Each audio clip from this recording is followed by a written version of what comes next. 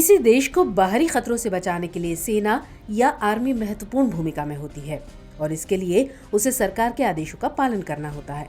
लेकिन ये बात पाकिस्तान में आकर बेमानी हो जाती है।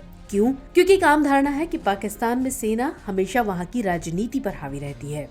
इसमें वो वहाँ की चुनी हुई सरकारों को गिराने और फिर अपनी पसंद के व्यक्ति की सरकार बनाने के काम में लगी रहती है।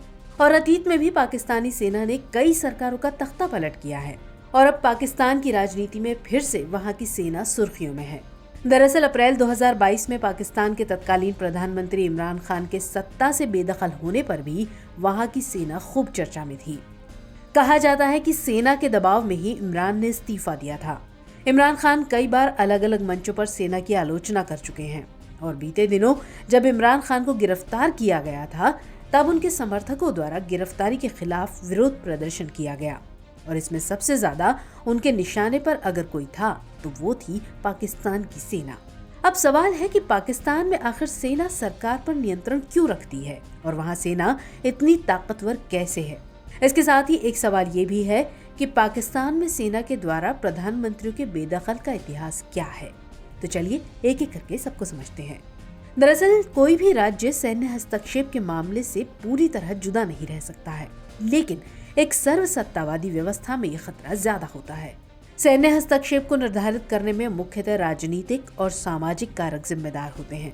इसमें पहले कारक की बात करें तो अगर किसी देश का संविधान सशस्त्र बलों के अधिकारियों को मंत्री स्तरीय कार्यों के आवंटन की अनुमति देता है या फिर जब नागरिक सरकार सेना के समर्थन पर निर्भर हो जाती है तो इस स्थिति में स्वाभाविक रूप से सैन्य हस्तक्षेप की संभावना बढ़ जाती है। वहीं जब देश में एक स्वस्थ और संगठित जनमत का अभाव होता है और नेताओं की लोकप्रियता के साथ साथ सरकार भ्रष्ट हो जाती है तो इसे उखाड़ फेंकने के लिए सेना का मनोबल बढ़ जाता है। ये स्थितियां पाकिस्तान में आमतौर पर साफ नजर आती रही हैं। दरअसल पाकिस्तान के निर्माण के बाद से ही वहां सेना ने अपने आप को इस तरह पेश किया कि जनता ने उसे अपना स्वाभाविक नेता मान लिया और इस तरह इसने समय के साथ राजनीतिक प्रक्रिया में ऐसी केंद्रता हासिल कर ली जो भारत विभाजन के समय बनाए गए माहौल में एक बदलाव का प्रतिनिधित्व करती है। ये उपलब्धि उसने मुख्यतः भारत का डर दिखाकर हासिल की है। इसके अलावा कश्मीर मुद्दे ने भी इसमें अहम भूमिका निभाई है।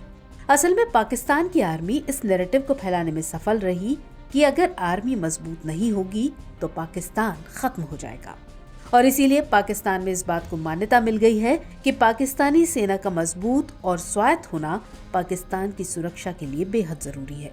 लिहाजा समय के साथ पाकिस्तानी सेना ने अपनी भूमिका का विस्तार किया और राजनीतिक प्रक्रिया के लिए अपनी प्रधानता स्थापित कर ली। इसमें नीति निर्माण में सक्रिय भूमिका निभाना, मार्शल लॉ की आड़ में प्रत्यक्ष शासन करना आदि शामिल है।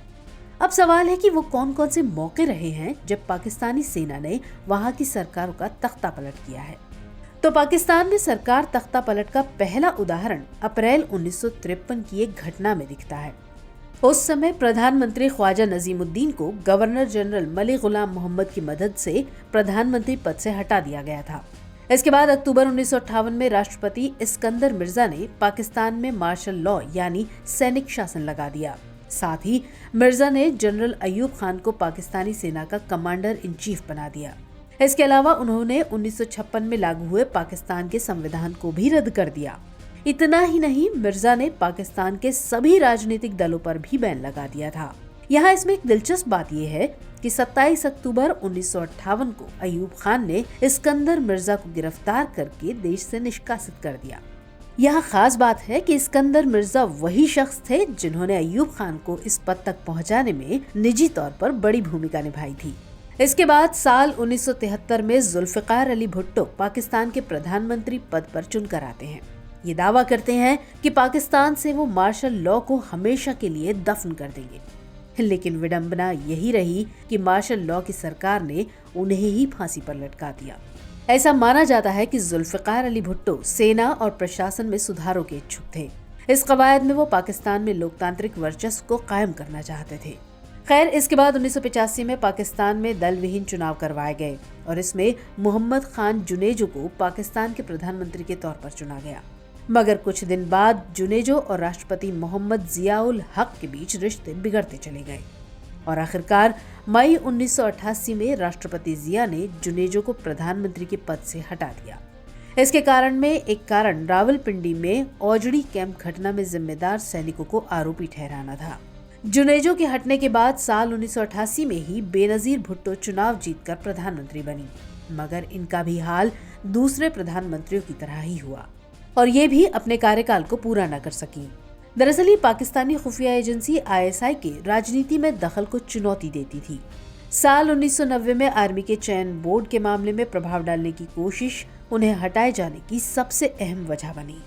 इनके बाद नवाज शरीफ पाकिस्तान की सत्ता पर काबिज होते हैं, मगर इनका पहला दौर भी संघर्ष और मोर्चाबंदी की भेंट चढ़ जाता है। इसके बाद आगे साल 1997 में ये एक बार फिर चुनाव जीतकर प्रधानमंत्री बनते हैं, मगर इस बार भी ये पहले की तरह ही अपना कार्यकाल पूरा नहीं कर पाते हैं। ऐसा कहा जाता है कि सेना को ये आशंका हो गई थी कि नवाज शरीफ सेना को सरकार के नियंत्रण में लाकर उसका कद घटाना चाहते हैं। साथ ही सेना इस बात से भी खफा थी कि वो अक्सर सैन्य मामलों में दखल देते थे। इसमें कारगिल युद्ध वाला मुद्दा भी शामिल है।